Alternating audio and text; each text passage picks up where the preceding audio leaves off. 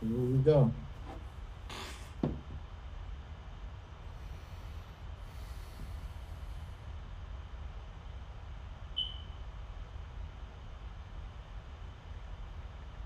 All right, we're live. We're live. We are live. See? Yes, sir. See? Told you, Frank. In the Dispatch Masters group currently. Um, yes, so everybody, we have Mr. Michael Sean Dempsey with us today. And we just wanted to kind of get a brief introduction about how you got into trucking, what it is that you do now. So just kind of give us a brief overview on how you got started in the transportation industry. That's a great question, actually. It was 2012. Just moved back to Southern California from Nashville, Tennessee, after my father passed away in the family business. So my dear friend, who was also a veteran from the 82nd Airborne Division, Motor Pool Sergeant, and DOT agent, special investigator, said, okay, you know what? I got a client who needs a safety guy, so we're going to train you up. So I spent 30 days being grilled, drilled, and pushed into safety and compliance and trucking. So next thing you know, I was working at Wolf Trucking, Van Nuys, California, as a safety manager.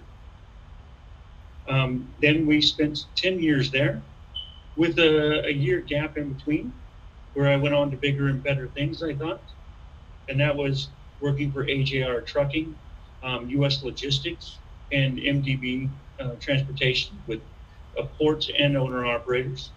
But we had federal mail contracts. So 9 yards, 246 drivers. And so I just got to drive up and down the West Coast giving meetings and training sessions. That was fun for a minute.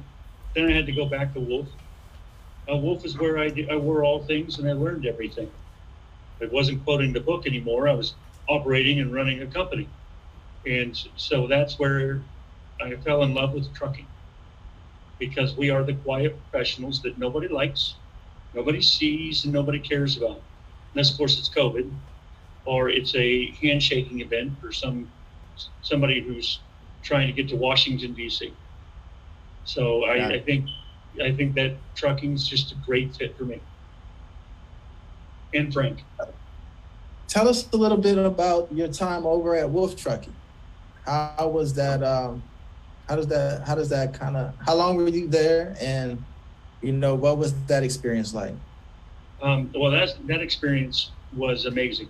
My life changed when it suddenly closed in 2022. It was just I was everything I wanted to be and do. But the times were hard. There's no government that's going to guarantee you stay in trucking and the business keeps afloat. They established the company in 1963, family run. And COVID and drivers who used cell phones, didn't pay attention to hours of service, those kinds of things ended up being the end of the company, unfortunately. So it was hard. Never saw myself leaving. As a matter of fact, I thought I was going to run it forever to just give money to the family. But I went from not knowing anything when I sat at my desk the first day, other than parroting the 49 CFR, to leading the charge on what software we're going to use, what trucks we would buy, if we're going to get drivers raises, how much. Where all the marketing, recruiting, and all that stuff fell under me, where I came from anyway. And so I enjoyed getting my hands dirty in everything. I learned maintenance programs, but not only that, I trained the mechanics on the software for diagnostic tools and like diesel laptops for the Volvos with the PVT. So, I got to know it all. It was a lot of fun. It was just, you never knew what was going to happen. Never knew. Drivers going crazy, or the owners going crazy, or me going crazy. Right. Okay, cool. All right, so Wolf, COVID kind of got in the way of that. And that was out in California, right? Correct, yeah, LA area, Van Nuys. LA. Okay, so now you are currently in Kentucky. Yeah, I am suddenly in Louisville, Kentucky, which, by the way, is an amazing little city. Amazing. The people in the city are great. So tell us a little bit about your transition. What kind of made you leave LA to get to Kentucky? I was just finding life in the fits, right? You want to find a fit at a company. It's mutual, just like drivers do. We want to also. And so it was rough, even because I'm a safety and compliance guy at heart in discipline training. Nobody likes us. You can only get your tires, slashed so many times before you realize, my mother used to do the same thing as a child. So who knew? But I called my old platoon leader from the Army about 27 years ago and said, sir, can you get me out of California? Because he had called a couple of times and I deferred him to Shelley Negretti, my mentor.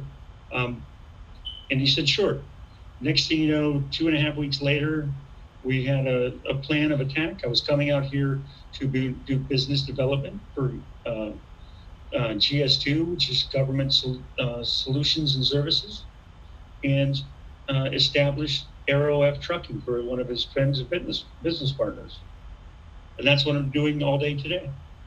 We're about to launch the first load Friday. I got you. So what was that experience like, making that transition and reconnecting with your old platoon leader? Has it been a while since you've seen him? Was it like, how was that experience? It was 27 years since I had seen him. And you got to understand something. We looked a lot alike. He was a wrestler, I was a wrestler, but I evolved into jiu-jitsu and everything with the MMA crowd. And he shows up one day and he doesn't know any of our equipment because he's got a butter bar on his head. So, from my standpoint, he looked just like me. People used to get confused. He didn't know it. And he's really, really outgoing and willing to listen and learn. So that's why I came out.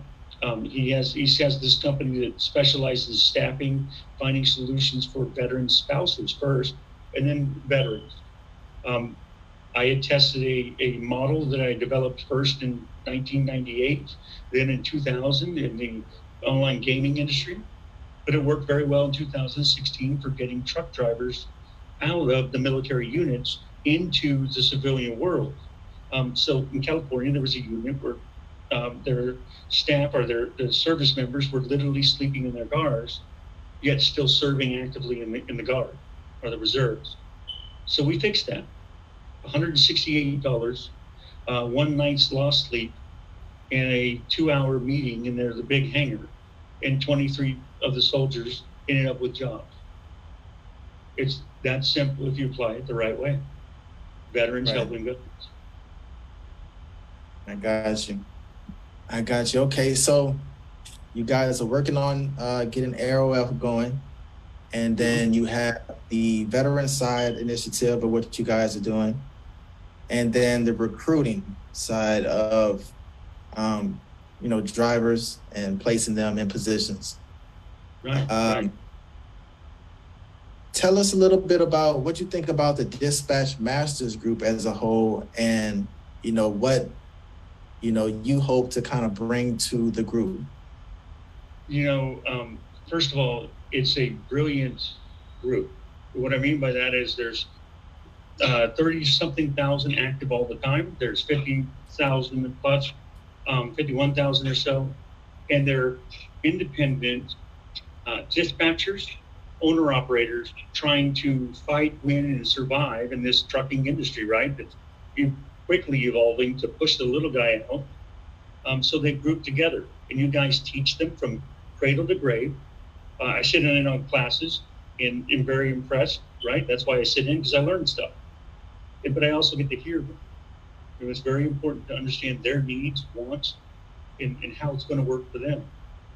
So you have something unique, very, very unique. Everybody has a group or a pool or a website that has members, but nobody has it where it's a continuous education without being an education.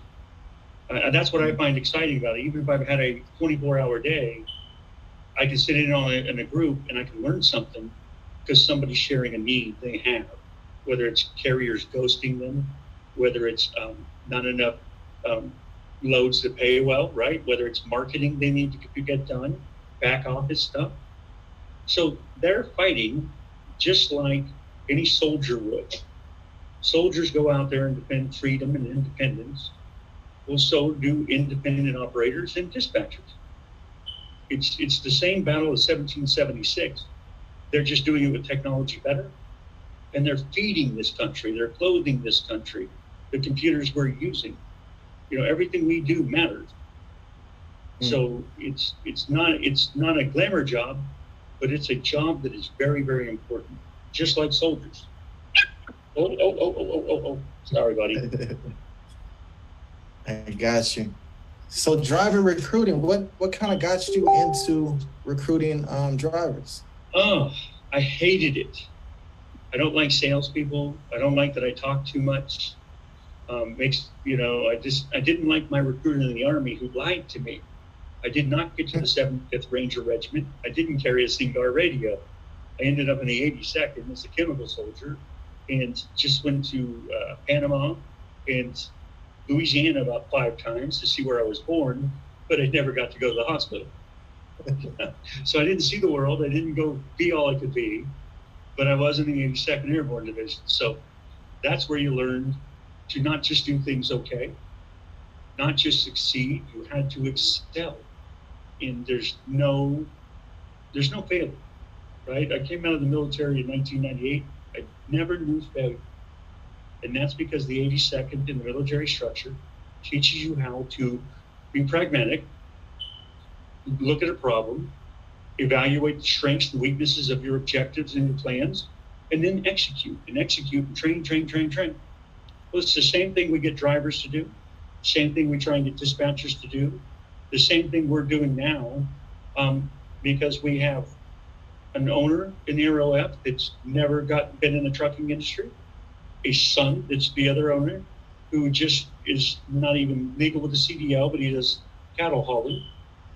And then there's me, right? So I need the ability to shoot, move, communicate, and survive on today's modern air-land battlefield, which happens to be transportation, the U.S. highways, right? So that's where technology leverage, partnerships leverage, which gives you strategic planning. Everything I applied in the military as an NCO, I now apply in trucking, and it works seamlessly. So there's a natural fit. There's a shared ethos, right? Being the working class, the people trying to get away of the small towns who then go find a career and a way out and a way up. And then the disrespect in the, side talk. Because, it's a dirty, nasty trucker, or, it's, a baby killer when it was Vietnam. And now it's 20-year-old vets that have half their limbs missing because we kept all of them in wars for a lifetime. Trucking is a war every day to stay and survive. That's why I'm a recruit. So to tie it back, recruiting is something that's very hard to do, especially when you're in Los Angeles working teams, coast to coast produce, and you don't have a budget. You have to be very effective and very problematic and leverage every partnership, every angle you can. And I did pretty well at that. But I found that I could do better if I leveraged partnerships that really mattered. Trucking schools who had customers that were trucking companies. And they're the ones who helped us fix the business model in 2016. It was TGA Trucking School at Montebello, California, Pablo and Caroline. And Caroline's certified, veterans placements. So I didn't have to do any work. They had all the clients. We worked smart, right? Like I said, $168 and 23 people had jobs. So what we did with you, and I have done for ROF, for example, I didn't have to recruit because the drivers came to us. By the way we did the marketing, by the way we tied into what their their expectations are, the job availability, the ethos as far as being a truck driver and a veteran. And we literally hired a driver at a fraction of the cost who's bringing us the next driver and the next driver. And that's what you're looking for, right? Recruiting that branches out and drives a company's solution in scalability. That's the way to go. Perfect. Is there anything that you want to kind of, I guess, make any announcements or any type of, information that you want to get out there to the people that's watching? Well, nice setup. Okay. First of all, it's not what I'm doing that's important. It's what you've done and are doing that's important, right? You have the group. More importantly, you have people communicating in an organic, natural level, as if we were sitting at the restaurant, the bar after work, or talking with a family, friend on the porch, our family. And that's where we've lost ourselves in digital media, in this LinkedIn or this Indeed world, in emails and stuff like that. So what you've done is so exciting, but it's also brought the ability to bring bigger people that have additional solutions for your group, meaning the independent owner operators, the independent dispatchers. We've just partnered with Motive, an ELD telematics solution who's launching their own fuel card. And it's funny because I told them when I was interviewing them for ROF that I just fired at the company in California I was working with and gone with a competitor. But I said, that's the reason is A through Z, and they're solving those problems, right? Mm-hmm. And if they have a solution for us starting off with one truck, one trailer, one driver. But next week we plan on hiring 2 drivers and buying 2 trucks. So we'll get 2 trailers. There's the scalability, flexibility without a high burden of cost. So Motive also was very excited about the fact that on the division side, we represent the National Guard of Kentucky. We have their 3 transportation units. Just got a call from the commander of the 23rd Transportation Company. She was in the field and took the phone call. Now, you couldn't do that when I was in, right? But she did it, and she made time because the health and welfare, the families and the soldiers under her matters. Veterans are underemployed or unemployed above the national averages. So when we can go and deliver trucking companies through our added value, through the fact that we have Motive, we're working with 10th Street now. 10th Street's going to come out with some special stuff just for the Dispatch Masters group. And that's the exciting part because they're going to do it with the veterans too. So you have the Dispatch Masters and then you have veterans. You put them both together and you got a powerful, powerful group of independents, right? Owner operators. And these companies see the value in what you've done, not what I've done. They've seen what you've done because you can replicate it. We proved it for ROF, who was going to try to only hire veterans.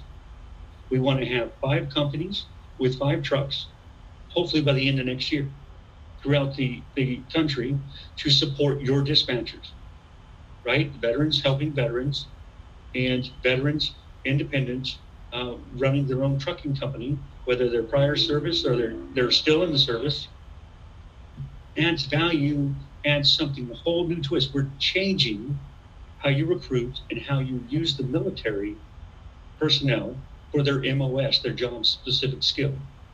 And it's too simple.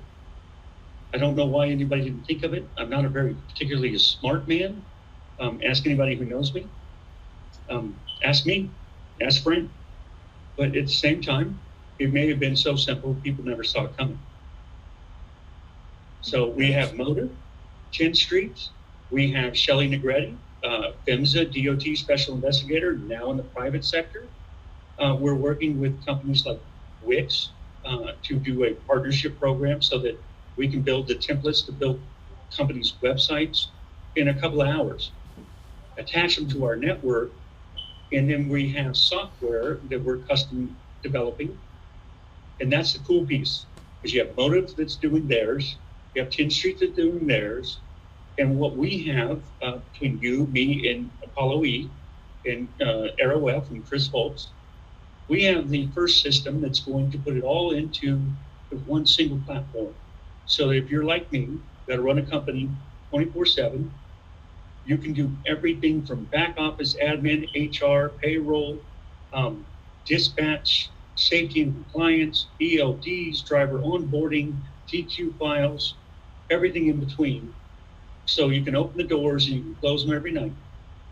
And it'll all be in one platform without having to spend a whole bunch of money, right?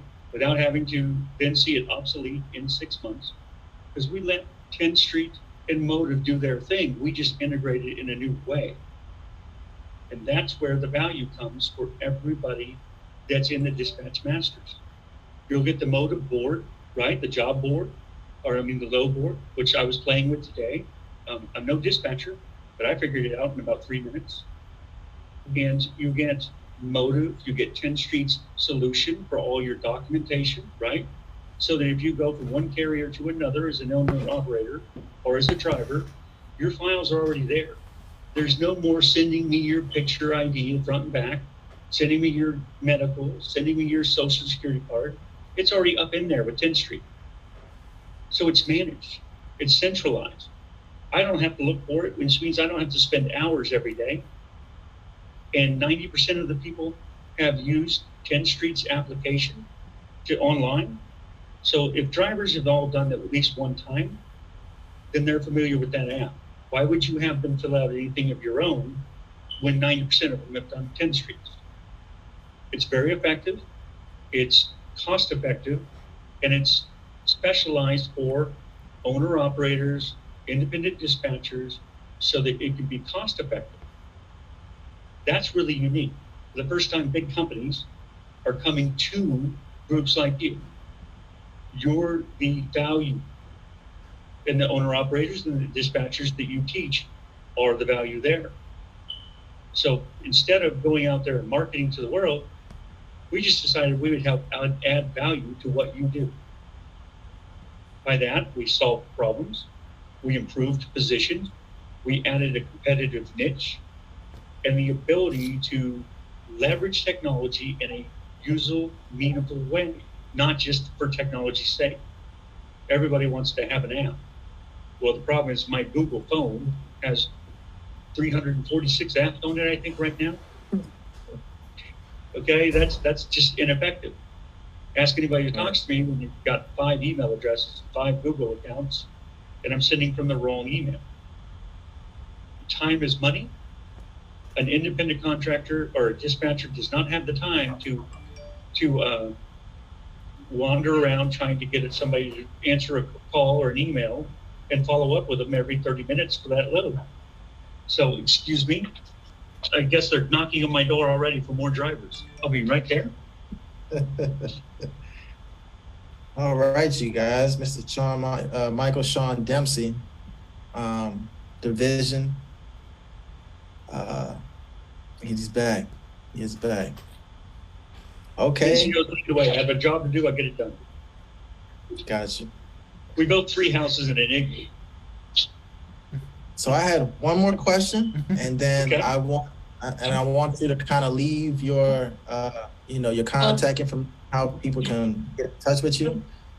But just on the marketing side, how has that been since you've kind of entered into the partnership program that we have? Let me tell you, this is just like when I was in radio back in 1998, right out of the Army. The street teams, right? They had the influencers. They were before you had TikTok, right? And influencers on Instagram. But it proved very effective back then. It's even more effective now. Through your network, we just delivered to a major staffing company with 1,751 clients. We did a 10-city campaign. We started for them, right? And then we got pushed to Pennsylvania. We did 50 driver lead in 4 days. in this tough market when we're shy of 40,000 drivers. So there's no better marketing than going back to what works. Street level guerrilla marketing that does cost of acquisition, real content, and organic content. So you can pay a little bit and then you can keep it going. What you've done is given me the ability to go maximize a local area with the driver pool. And I can use that same driver pool because it builds clients, right? The trucking companies for the veteran. So the veterans benefit or the active duty National Guard, and the companies benefit from it, especially if they're veteran owned, because your ability to keep it going and keep it real, nobody else can replicate. Nobody else does it. And that's what's so valuable. So if you want to have a low cost of acquisition, you want to be able to deliver results, then you go right here or somewhere similar to whatever niche you're in. But we did it for AeroF. I think we spent 2,000, maybe a little over. I had 23 leads for drivers. And by Monday, we started a Friday night. But you're in the truck stops doing lives. You're the campaigns, the groups. Then I'm doing the Craigslist ads, and I'm doing the other things. So we're combined for $2,000, 23 driver leads. Well, when I was at Wolf Trucking, I was paying $5,000 for a driver from a staffing company. So the higher rights and the other ones out there, they've got a challenge when people start realizing you, and that's where Motive and 10th Street realize how valuable you are. So stop marketing the traditional internet way. Go back to what worked from the beginning. Solve a problem, fill a need, and put it right in front of them more often, right when they need it. That's relevant. It's not advertising to veterans if it's the veterans group. It's just it. By the way, they like to drink. They like to talk trucking. They like to be independent. They like to do their own thing. Who does that remind you of? Owner operators. Absolutely. Absolutely. Well, Mr. Sean, I definitely appreciate you having the time to come out and be on here with me tonight. Is there anything else that you would want the audience to know, and how can people get in touch with you if they have any questions about connecting over military, driver recruiting, AeroF trucking? I know you guys are doing flatbed. Is there any way anybody else can reach out to you? How can they do that? Absolutely. And thank you for setting that up. You can contact me through operations at aeroftrucking.com. You can contact me through devilsmoke13 at 82dna.com, which is my call sign, the greatest call sign in the Army ever. So you can 310-400-6233 is my Google voicemail, so it comes to me all the time, whether I'm in California or Kentucky. But they can find me through the groups, they can find me through Google, they can find me through the emails. And I like to make loud, obnoxious videos for advertisements and stuff like that. So I'm sure if you find me on TikTok and the Reels, then you'll find your way to me. But I volunteer to help any veteran, any active service member, and their family members stop the cycle of the traditional talking about veterans and getting their jobs. Let's do something different. Let's be your recruiters. They recruited you into the service, we'll recruit you out of the service. And the trucking companies will pay for it. So, and it doesn't matter if you're a wife, because we have dispatch masters. So if you're a wife, a sister, brother, cousin, then you live in a rural area near a military post, you have a job, you just don't know it. And your job was directly support your loved ones who's serving in the military. Now that's an awesome prospect. Plus we have through our capital partners in California, we can go and take veterans and soldiers and fund them to be owner operators with a special program. So we're not just giving them jobs, we're giving them companies and the ability to achieve the American dream. But we have dispatch masters, and we have just all of them, so that we can give them success. Not just a job, not just a payment on a truck. And with that, Then I say double smoke 1-3, out and over. Yes, sir. Thank you, Mr. Dempsey. I appreciate you being on tonight.